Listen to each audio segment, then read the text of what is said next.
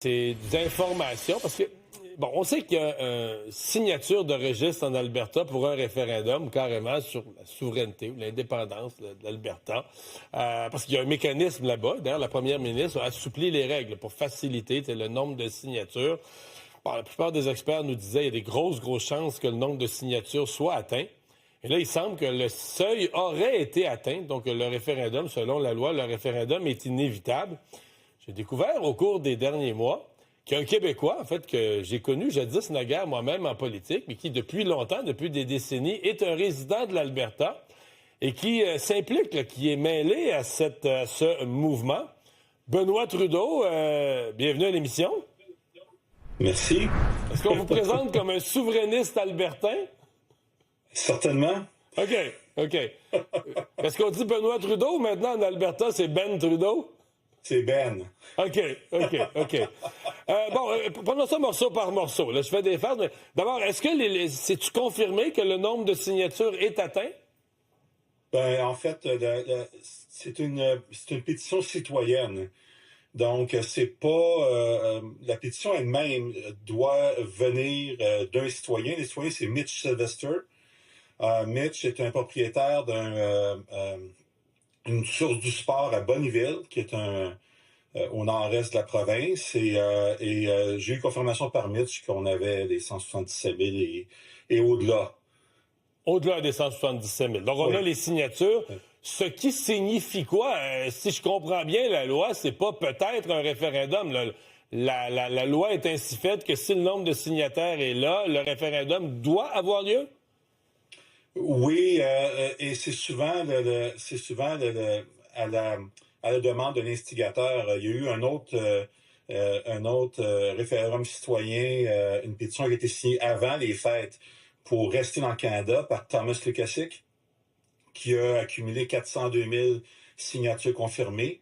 Et Thomas a demandé que sa question ne soit pas un référendum, mais soit discuté ou débattu à l'Assemblée législative. Donc, mais c'est sûr que la question de Mitch est une question référendaire. OK. Et la première ministre, Mme Smith, a quand même été assez claire qu'elle le ferait. Là. Si les signatures étaient là, elle n'allait pas essayer de trouver des entourloupettes juridiques, elle allait faire le référendum. Vous y croyez?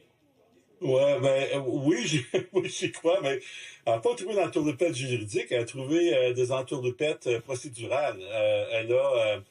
Au moment où on a commencé à collecter les signatures, elle a démarré une consultation publique qui s'appelait Alberta Next Panel. Et de cette consultation publique-là, elle a annoncé il y a 2-3 semaines qu'elle tiendrait un référendum sur le 19 octobre avec 9 questions. Donc, 5 questions sur l'immigration, 4 questions constitutionnelles.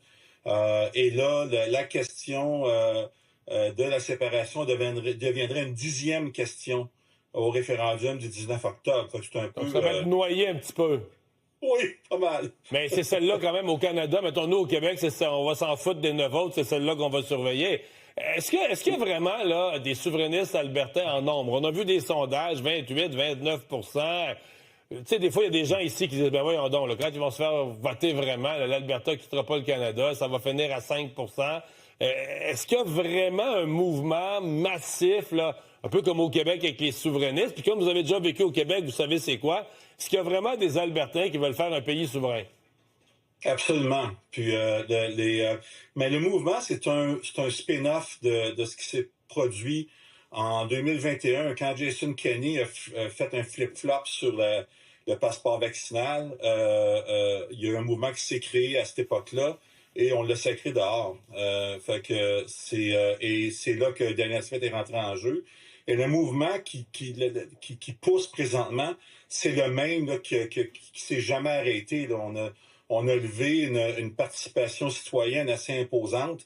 Dans les assemblées annuelles du parti, ils sont passés de 800 personnes qui assistaient à au-dessus de 6 000. On a fait passer les membres du parti de l'UCP de 15 000 à 65 000 à l'époque pour voter. Ça, c'est un parti qui se déclare souverainiste? Pardon? Ça, c'est un parti qui se déclare souverainiste et qui a ça comme but. Non. Mais... Non, c'est ça qui est très particulier. C'est un mouvement citoyen et on est membre de l'UCP. Le UCP, l'United Conservative Party, c'est le parti de Daniel Smith, qui n'est pas souverainiste. Donc le parti est divisé en deux. On a les activistes qui sont à peu près la moitié des membres du parti, puis on a les anciens Progressive Conservatives qui sont l'autre moitié. Et le mouvement est poussé par les activistes. En fait, Mitch Sylvester est président de l'association de comté de Bonnyville pour le UCP. Ouais. Bon, prochaine étape, est-ce qu'il va y avoir une campagne du oui, du non, en bonne et due forme? Puis, ma sous-question, c'est l'argumentation du oui, parce qu'au Québec, l'argumentation est beaucoup identitaire. Or, les Albertains parlent anglais comme les gens de Colombie-Britannique, du Manitoba, de l'Ontario, tu sais. C'est quoi l'argumentaire? Est-ce que c'est juste économique? Est-ce qu'on se fait avoir, on se fait rouler dans le Canada, la péréquation? Est-ce que c'est juste économique? Est-ce que c'est autre chose? Ben, c'est l'argument numéro un, qu'on se fait écraser par Ottawa, puis qu'Ottawa empêche et bloque nos ressources naturelles d'être développées. Jusqu'à maintenant, juste les politiques mises en place depuis l'élection de Justin Trudeau, et malgré un deuxième leader, c'est la même organisation, nous a coupé pas loin d'1 trilliard de dollars de développement économique. Des projets qui ont été abandonnés, des projets qui n'avancent pas. Donc, l'argument est principalement économique. Le deuxième argument, cependant, on doit reconnaître qu'Alberta est encore le Bible Belt du Canada, une population chrétienne active, dont je fais partie, d'au-dessus de 14-15% de la population, et beaucoup de fermiers, ranchers, et des gens qui s'attachent beaucoup aux valeurs fondamentales. Et je pense que c'est ce qui fait la particularité de l'identité albertaine. Et donc, au-delà des facteurs économiques, il y a aussi des facteurs culturels, avec des lois comme C9 qui vient d'être passées, là, qui a été appuyé par le Bloc, qui fait que c'est un scandale ici. Là. Donc beaucoup... le premier ministre vient juste de faire entrer un projet de loi pour limiter l'accès de l'aide à mourir.